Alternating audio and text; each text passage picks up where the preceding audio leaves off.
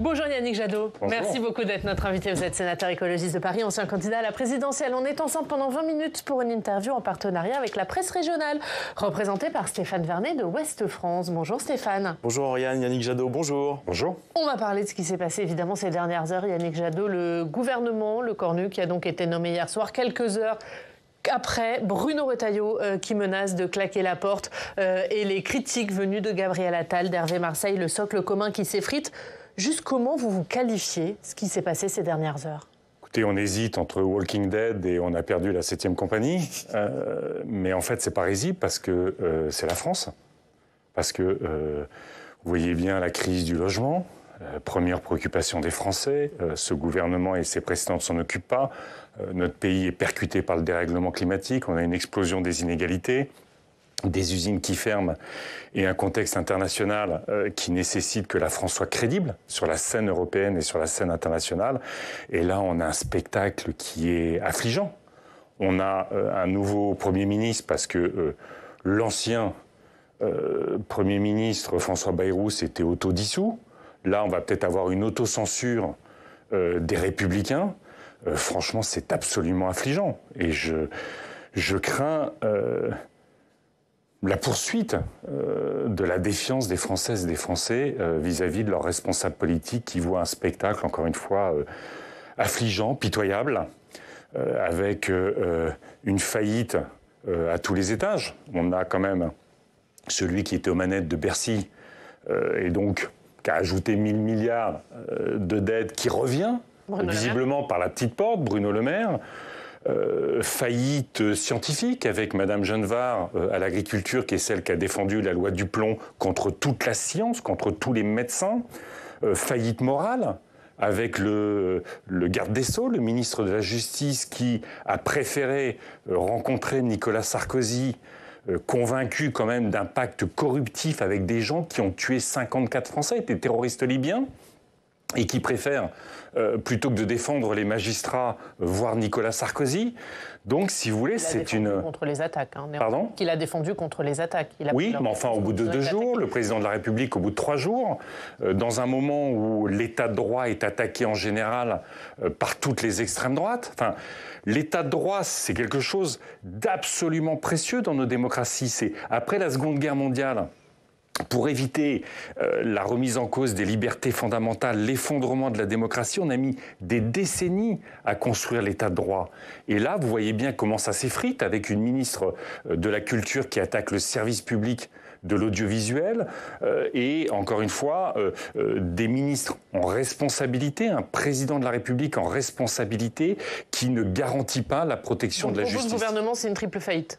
Ah, c'est plus qu'une triple faillite. C'est là, on est en plus, encore une fois, au bord du chaos, avec, encore une fois, un groupe, un parti politique, les LR, que Emmanuel Macron, après la dissolution, est allé sortir du fond de sa cave, où ils n'avaient même pas fait campagne, souvenez-vous. Hein, la campagne législative des LR, c'était Ciotti, la clé du siège, enfin, c'était un spectacle déjà pitoyable.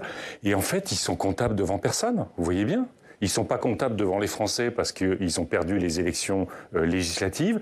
Ils ne sont pas comptables d'un président de la République qui les a pourtant mis au cœur du gouvernement, et ils ne sont pas comptables vis-à-vis, encore une fois, de la France, de sa situation, en organisant ce cafouillage, ce chaos affligeant. Alors, cafouillage, chaos, comment est-ce que vous expliquez qu'on en soit arrivé là? Pourquoi Sébastien Lecornu a consulté pendant 4 semaines pour reprendre le gouvernement Bayrou, ou presque?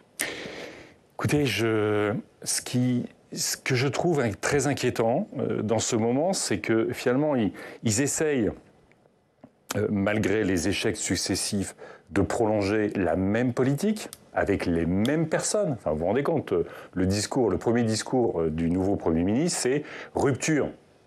Il remet exactement les mêmes et il va rechercher ceux qui avaient échoué.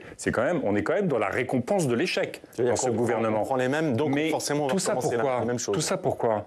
Parce que finalement, le président de la République et cette majorité, en tout cas c'est pas une majorité puisqu'elle est toute relative, refusent de mettre un peu de justice fiscale dans notre pays, simplement de taxer un peu plus les milliardaires, refuse de s'attaquer à l'explosion des inégalités. Hein. Plus 650 000 personnes sous le seuil de pauvreté l'année dernière, plus 650 000, on atteint 12 millions. Et qui refuse, encore une fois, de prendre la science pour ce qu'elle dit sur le dérèglement climatique, ce qu'elle dit sur l'impact des pesticides sur notre santé, pour améliorer notre santé et faire que notre pays soit plus résilient vis-à-vis du dérèglement climatique. C'est ce refus-là que nous payons. Sur le gouvernement, vous dites on prend les mêmes et on recommence, mais est-ce qu'il y avait d'autres candidats? Est-ce que vous avez été sollicité pour entrer au gouvernement? Non. Aucun appel de Sébastien? Non, aucun appel. Et franchement, moi je l'ai dit depuis le début, je pense porter une logique qui me semble être une logique de responsabilité. Je l'avais déjà dit quand le gouvernement Barnier était tombé. Faisons une entente républicaine entre la gauche et les écologistes qui veulent gouverner et le bloc central. Franchement, autour des déserts médicaux, est-ce que vous faites une réunion de famille, une réunion d'amis où il n'y a pas évoqué le sujet des médecins, des spécialistes qu'on n'arrive pas à consulter? Je l'ai dit autour du logement. Depuis le Covid, on a perdu 100 000 emplois, au moins 100 000 emplois dans le bâtiment, dans le logement. Alors c'est la première préoccupation, y compris du point de vue budgétaire. Vous mettez 1 euro dans le logement, le bâtiment, en recettes fiscales, ça vous donne 2 ou 3. Donc, sur ces choses-là, on doit pouvoir trouver des majorités au service des Françaises et des Français pour réparer le pays, pour s'occuper des Françaises et des Français, mais ce gouvernement le refuse. Alors, et c'est le président de la République qui le refuse. C'est qui? C'est le président de la République, c'est le Premier ministre qui le refuse, parce que, en fait, au cours des 4 semaines de négociations qui ont eu lieu, il y a eu quand même cette volonté ou cette recherche d'ouverture, elle n'a pas existé. Il y avait des gens au sein même du bloc central, donc par exemple Gabriel Attal, qui prenaient ou qui préconisaient une ouverture vers la gauche. Est-ce que Sébastien Lecornu, il a vraiment recherché cette ouverture où il a fait? Moi, je ne fais pas de psychanalyse ou de psychologie sur qu'est-ce qu'il a vraiment voulu faire. En tout cas, on il est arrivé. Si vous voulez, l'idée de départ d'avoir ce qu'on appelle un préfigurateur, c'est-à-dire qu'en fait, un Premier ministre qui ne nomme pas immédiatement un gouvernement, mais essaye de voir quelles sont les majorités qui sont possibles à l'Assemblée. Donc cette idée-là, pourquoi pas? Évidemment, le président de la République, en nommant l'un de ses plus proches, envoyait un très mauvais signal, mais ok, laissons-lui sa chance. Mais vous voyez bien que, encore une fois, sur la fiscalité, ce qu'ils proposent, c'est 10% de ce qu'on toucherait avec la taxe Zuckman. Vous voyez bien que sur l'agriculture, le climat, ils ne veulent rien faire. Ils continuent à déstabiliser les artisans, toutes les filières. Vous voyez bien que sur la question sociale, on est plus proche de dérembourser un certain nombre de soins, y compris sur les affections de longue durée, sur des choses quand même extrêmement sensibles, que de soutenir la santé dans notre pays. Donc on est dans un moment politique où, malheureusement, on a l'impression, y compris de ce qu'on a vu la semaine dernière, ils sont plus proches d'un accord bancal, ô combien bancal, avec le RN, qu'avec celles et ceux qui tiennent à la République, qui tiennent à notre contrat social, qui tiennent à la Sécu dont nous fêtons les 80 ans. Oui, ils cherchent un accord avec le RN, Sébastien. Écoutez, ce qui s'est passé à l'Assemblée, où les uns et les autres, le bloc central, le socle commun et le RN se sont répartis les postes au détriment de la gauche et des écologistes, franchement, c'est une telle gifle à celles et ceux qui se sont déplacés en juillet 2024 pour que le RN ne dirige pas ce pays. Donc il y a quelque chose de malsain, j'allais dire, dans ce qui se passe aujourd'hui. Le RN qui a 2 vice-présidences. Qui a 2 vice-présidences et du coup, le socle commun a récupéré toutes les présidences de commission, alors qu'évidemment, encore une fois, ils n'ont pas de majorité. Et donc, on a une situation extrêmement malsaine et je crains, comme toujours, dont on le voit dans toutes les démocraties, quand la représentation politique, quand le gouvernement, quand le président de la République s'affranchissent à ce point de la base du fonctionnement démocratique, eh ben c'est tous ceux qui n'ont plus grand-chose à faire avec la démocratie qui gagnent, et je pense à l'extrême droite, évidemment. Mais pardon, mais est-ce que c'est uniquement la responsabilité de Sébastien Lecornu? Est-ce qu'en renonçant au 49.3, il ne donnait pas justement l'occasion aux parlementaires de se mettre d'accord sur un texte? Mais vous avez bien vu que quand le Premier ministre fait cette annonce...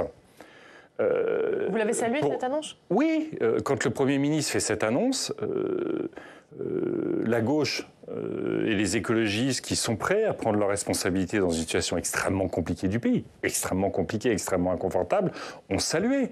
On dit, peut-être allons-y. De toute façon, c'est ce que nous réclamons depuis le début. Moi, je suis un parlementariste. Donc évidemment, à chaque fois qu'on donne le pouvoir au Parlement, je suis content. Même dans une situation extrêmement compliquée. Mais ce signal-là, là pour le coup, il vient d'être éteint, j'allais dire, et par la nomination du gouvernement qui va complètement à l'opposé de la prétendue rupture, de l'irresponsabilité du mouvement politique, les LR, et encore une fois, de la faillite morale d'une partie des membres du gouvernement. Et pourquoi vous ne laisseriez pas le débat parlementaire décider du budget ou de possibles réformes, si c'est possible de faire d'ici 2027 ? Honnêtement, on ne sait même pas s'il va y avoir une déclaration de politique générale demain. Enfin, vous vous rendez compte de la situation. C'est-à-dire qu'on a un gouvernement qui est nommé.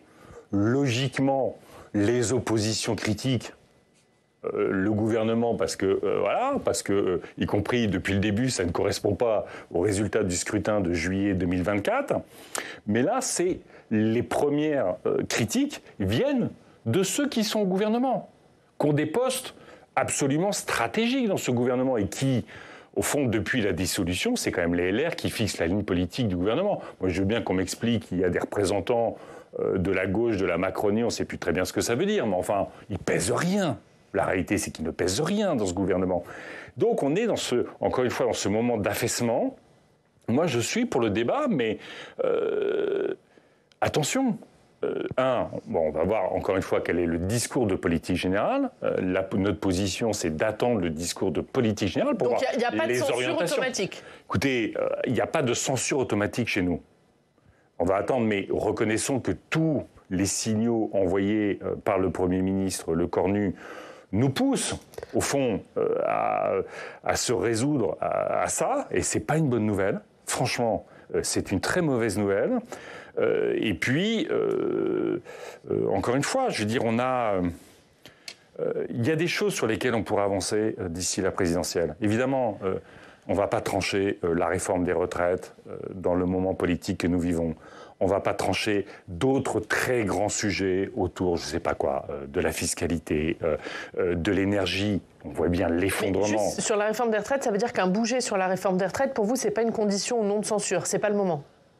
La logique, c'est la suspension, ce n'est pas l'abrogation. On n'a pas la majorité. Enfin, on aurait la majorité pour faire voter l'abrogation, en vrai. À l'Assemblée. Mais avec le RN. Avec le RN. Mais on voit bien que notre pays a besoin d'un grand débat politique. C'est aussi pour ça que je ne suis pas pour la destitution. Notre pays est terriblement frustré de ne pas avoir eu de campagne électorale en 2022. Comme c'est l'élection mère de notre République, les Françaises et les Français ont besoin que ce qui est leur préoccupation quotidienne, l'école, la santé, le logement, le travail, les déplacements, et puis les grands défis, celui du climat, celui de la place de la France dans l'Europe et dans le monde, que ce soit débattu. Et en 2022, ça n'a pas été possible, c'était le choix du président de la République. Là, on ne peut pas faire une campagne électorale en quelques semaines. Mais juste, vous dites, je ne suis pas pour la destitution. Il y a des écologistes qui ont voté la demande de destitution et maintenant de LFI. Ils ont eu tort. C'est pas non, c'est pas ma ligne. Moi, enfin, si vous voulez, y compris, je pense que dans le moment politique que nous vivons, une campagne en 4 semaines, pour moi, c'est donner un avantage supplémentaire au RN. Parce que le RN est prêt à cette campagne présidentielle. Qui est prêt à cette campagne présidentielle ? Le RN et Mélenchon. OK ? Nous, cette partie, cet espace politique que je défends, qui est l'écologie, ou la social-écologie, peu importe comment on l'appelle, mais qui est cet espace politique que je défends, cet espace n'est pas prêt. Donc en fait, on va se faire engloutir en 4 semaines de campagne en donnant une chance supplémentaire au RN de gagner alors que nous ne sommes pas prêts. Et qu'on va se retrouver, nous, coincé, y compris avec un Jean-Luc Mélenchon dont on connaît la relation dégradée qu'il a à la démocratie aujourd'hui. Alors avant la destitution ou la démission du président de la République, il y a une possible dissolution de l'Assemblée nationale. Ça, par contre, les écologistes sont prêts à faire campagne? Écoutez, vous y êtes préparé? On s'y prépare. Pour vous, c'est inéluctable? On ne peut pas avoir peur. On peut pas avoir peur du vote des Françaises et des Français.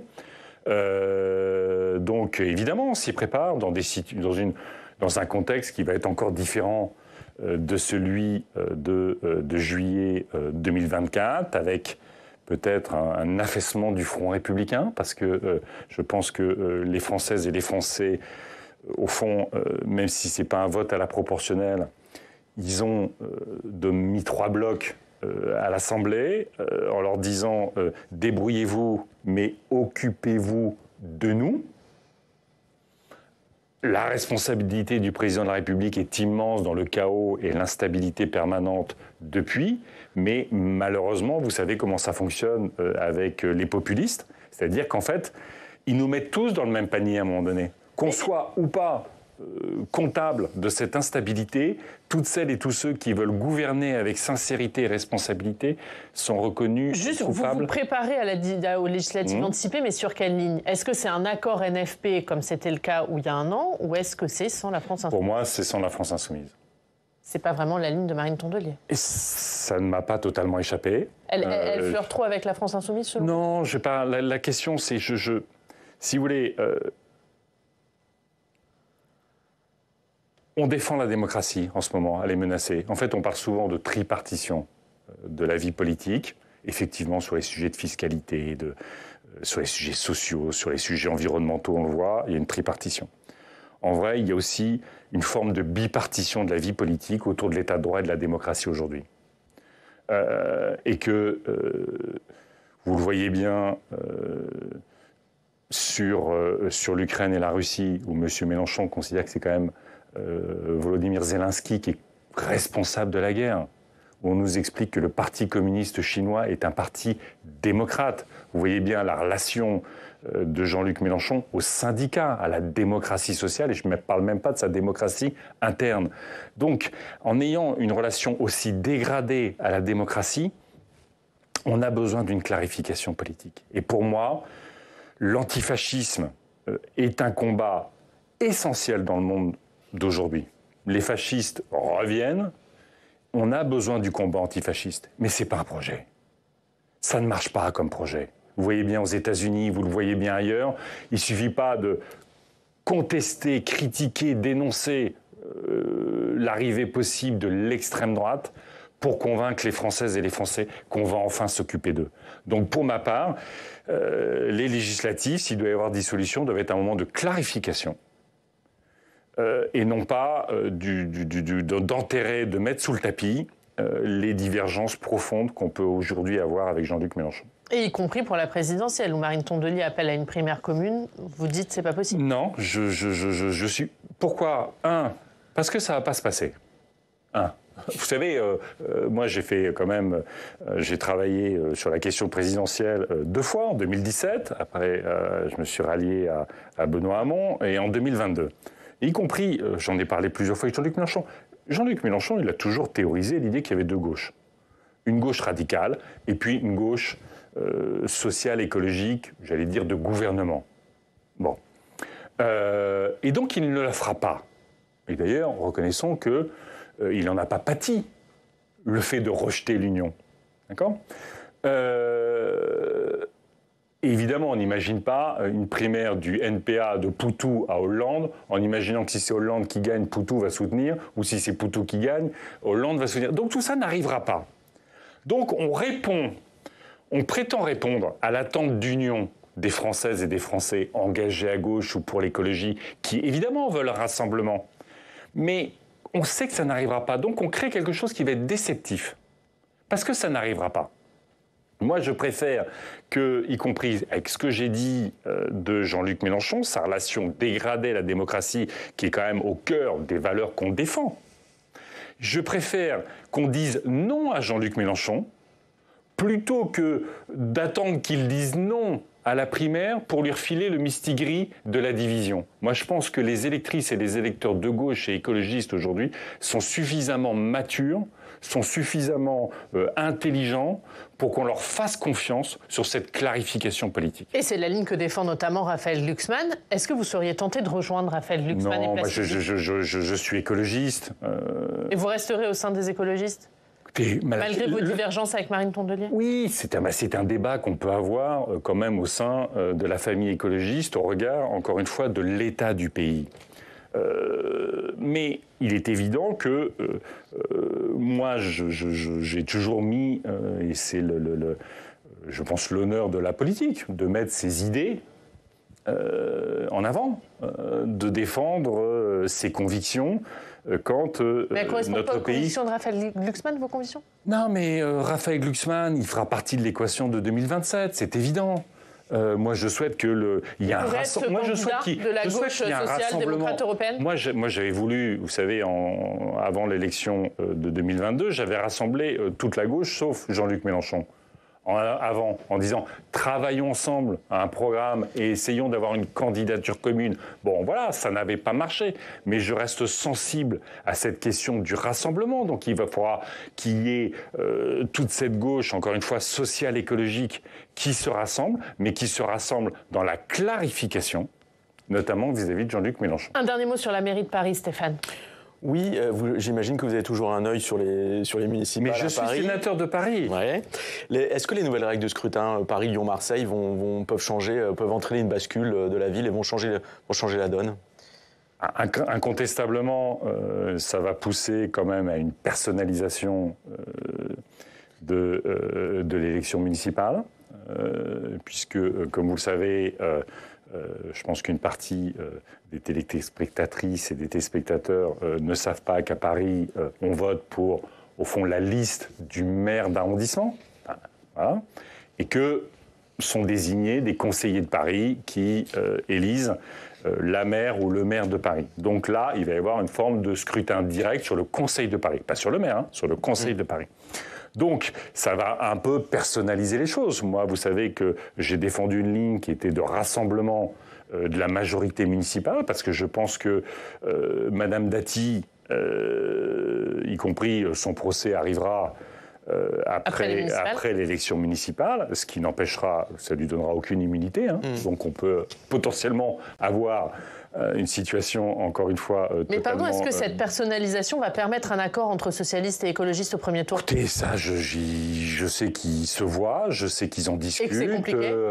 Et voilà. Vous y travaillez personnellement? Non, moi, j'y travaille pas personnellement. Je veux dire, j'ai fait une proposition qui était une proposition, encore une fois, de rassemblement de la majorité municipale. Ma proposition a été rejetée par les écologistes, mais je veux faire confiance aux écologistes, aux socialistes et aux communistes de la majorité municipale pour trouver les moyens que cette ville reste à gauche avec un agenda écologique puissant. Merci beaucoup Yannick Jadot. Merci d'avoir été notre invité ce matin. Stéphane Lahune de Ouest France, gouvernement, la rupture, mais dans la continuité. C'est à la une de votre journal. Merci. C'était un titre avant la réaction de Retailleau ou pas?